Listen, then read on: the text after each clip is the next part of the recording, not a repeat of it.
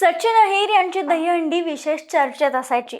सामाजिक क्षेत्रात चांगलं काम आहे, योग्य वेळी योग्य निर्णय घेण्यात ते हुशार आहेत।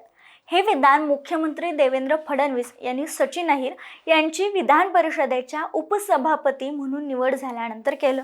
पण तुम्हाला माहिती आहे का की याच सचिन अहिर यांना उपसभापतीपद देण्यामागं फक्त एकनाथ शिंदे नसून देवेंद्र फडणवीस यांची मध्यस्थी देखील आहे। आणि ही चर्चा सध्या राजकीय वर्तुळात सुरू आहे। यासाठी देवेंद्र फडणवीस यांनी स्वतः मध्यस्थी केल्याचं म्हटलं जातं। तसेच ऑपरेशन टायगर बाबत ही अजूनही नवनवीन दावे समोर येत आहेत। या संपूर्ण ऑपरेशन मागे दोन उद्योगपतींचा हात असल्याची चर्चा सुरू आहे। मात्र आता आणखी एक दावा केला जातोय, तो म्हणजे सचिन अहिर यांनी उद्धव ठाकरे यांच्या पक्षात असताना शिंदे गटासाठी ऑपरेशन टायगरवर काम केलं होतं। म्हणजे ठाकरे गटात असतानाच ते शिंदेंच्या संपर्कात होते का? खासदारांच्या पक्षांतरात त्यांनी कोणती भूमिका बजावली? उपसभापतीमध्ये मध्यस्थी म्हणून फडणवीसांची भूमिका काय राहिली आहे?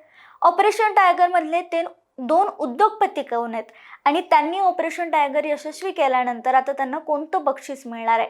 या सगळ्याच चर्चेबद्दल आपण थोडंसं सविस्तर बोलूयात। नमस्कार, मी संजना कट आपलं स्वागत। सचिन अहिर यांच्यामुळे सध्या ठाकरे गटाला बसलेला एक राजकीय मोठा धक्का मानला जातोय। कारण त्यांनी फक्त ठाकरे गटाची साथ सोडली नाहीये, तर एकनाथ शिंदेंच्या शिवसेनेत प्रवेश करून विधान परिषदेच्या उपसभापती पदाची जबाबदारी स्वीकारली आहे। विशेष म्हणजे सचिन अहिर यांचा विधान परिषदेचा कार्यकाळ 2028 पर्यंत आहे आणि ते ठाकरे गटाकडूनच विधान परिषदेवर निवडून गेले होते। त्यामुळे त्यांच्या या निर्णयामुळे ठाकरे गटाला मोठा राजकीय धक्का बसलाय। नुकताच सचिन अहिर यांनी शिंदे गटात प्रवेश केला, त्यांना विधान परिषदेची शिवसेनेकडून उपसभापतीची उमेदवारी देण्यात आली। त्यानंतर त्यांचा अर्ज दाखल झाला आणि महाविकास आघाडीच्या उमेदवारांनी अभ्यंकर यांनी महायुतीच्या विनंतीनंतर माघार घेतल्यामुळे सचिन अहिर यांची बिनविरोध निवड झाली। त्यामुळे आता ते विधान परिषदेचे उपसभापती म्हणून काम बघणार आहेत। खरं तर सचिन अहिर हे राष्ट्रवादी काँग्रेसच्या काळातील महत्त्वाचे नेते राहिलेत। त्यांच्या दहीहंडी उत्सवामुळे आणि सामाजिक क्षेत्रातील कामामुळे त्यांची मोठी ओळख निर्माण झाली। 1999 मध्ये ते पहिल्यांदा आमदार झाले, त्यानंतरही ते आमदार म्हणून निवडून आले। 2009 मध्ये त्यांनी राज्यमंत्री म्हणूनही काम केले। मुंबईतील त्यांचे राजकीय आणि सामाजिक नेटवर्क ही नेहमीच मजबूत राहिले।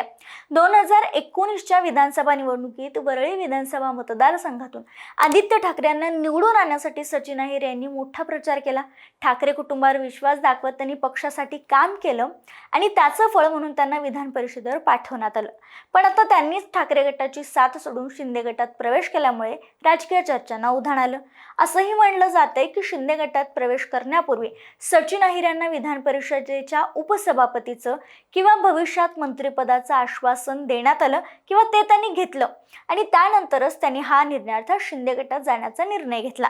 या संपूर्ण प्रक्रियेत मुख्यमंत्री देवेंद्र फडणवीस यांची भूमिका ही महत्त्वाची आहे। सचिन अहिर यांनी विधान परिषदेच्या उपसभापतीपदी बिनविरोध निवड झाल्यानंतर मुख्यमंत्री देवेंद्र फडणवीस यांनी अहिर यांच्या राजकीय प्रवासाचा, अनुभवाचा आणि वयाचा उल्लेख केला। योग्य वेळी योग्य निर्णय घेण्यात ते हुशार आहेत। ज्यावेळी सभागृहात ते आले त्यावेळी ते धनुष्यबाण चिन्हावर आले, त्यामुळे बदल असा काही घडला नाही असं देखील यावेळी मुख्यमंत्री देवेंद्र फडणवीस म्हणाले। आणि म्हणूनच यावरून समजते की पक्षातील इतर कोणत्याही आमदाराची निवड करण्याऐवजी त्यांनाच विधान परिषदेचं उपसभापतीपद दिलं जावं, यासाठी फडणवीस यांनी मुख्यमंत्री शिंदे यांचंही मन वळवलं। फडणवीस यांच्या या प्रयत्नामुळेच सचिन अहिर यांना विधान परिषदेच्या उपसभापती बिनविरोध निवड झाली, असं वृत्त द न्यू इंडियन एक्सप्रेसने दिले। सचिन अहिर यांनी शिंदे यांच्या शिवसेनेत प्रवेश केल्यापासून आणखी एक चर्चेला जोर आला, तो म्हणजे ऑपरेशन टायगर यशस्वी होण्यामागं सचिन अहिर यांची पडद्यामागची भूमिका होती का? उद्धव ठाकरे यांच्या पक्षात राहूनच त्यांनी हे ऑपरेशन यशस्वी करण्यासाठी काम केलं होतं का, अशी चर्चा रंगली आहे। कारण विशेष म्हणजे संजय दिना पाटील यांच्याशी त्यांची असलेली जवळीक आणि या सगळ्या दरम्यानच अब्दुल सत्तार यांनी विधान केलं की ठाकरेंसोबत राहूनच ऑपरेशन टायगर मध्ये अहिर यांनी महत्त्वाची भूमिका बजावल्यामुळे त्यांना उपसभापती पदाचं बक्षीस मिळालं, असं विधान अब्दुल सत्तार यांनी केलं होतं, ज्याची चर्चा अजूनही रंगलेली आहे। आता याच ऑपरेशन टायगर मध्ये अभिषेक वर्मा, ज्यांना या संपूर्ण मोहिमेचे शिल्पकार म्हणून ओळखलं जातं, ज्यांना शस्त्रधारी म्हणूनही ओळखलं जातं, त्यांचा समावेश होता। आता अभिषेक वर्मा कोण आहेत, त्यांची भूमिका काय होती, त्यांनी ऑपरेशन कसं घडवून आणलं, याबद्दल सविस्तर व्हिडिओ आम्ही आमच्या चॅनलला केलाय, तो तुम्ही नक्की पहा. याशिवाय आणखी एक नाव चर्चेत आलं जे ऑपरेशन टायगर यशस्वी करण्यामागं होतं, ते म्हणजे अल्ला अयोध्या रामी रेड्डी. ते आंध्र प्रदेशातील उद्योजक आणि वायएसआर काँग्रेसचे राज्यसभा खासदार राहिलेत. द न्यू इंडियन एक्सप्रेसच्या वृत्तानुसार ऑपरेशन टायगरमध्ये त्यांचाही सहभाग असल्याचं सांगण्यात आले, तसा दावाच करण्यात आला. आता या बदल्यात त्यांना नेमकं काय मिळणार? तर ऑपरेशन टायगर यशस्वी करून शिंदेची बार्गेनिंग पॉवर वाढवल्याबद्दल अभिषेक वर्मा यांना राज्यसभेची एक जागा, तर रामी रेड्डी यांना मुंबईतील महापालिकेतील एखादं मोठं कंत्राट मिळवून देण्याचं आश्वासन देण्यात आलंय, असा दावाही या वृत्तामध्ये करण्यात आला. त्यामुळे ऑपरेशन टायगर यशस्वी करण्यात या दोघांनी महत्त्वाची भूमिका बजावल्याचं आणि त्यांना काहीतरी गिफ्ट मिळाल्याचं सांगण्यात येते. पण या दाव्यांची अधिकृत पुष्टी अजूनही झालेली नाहीये.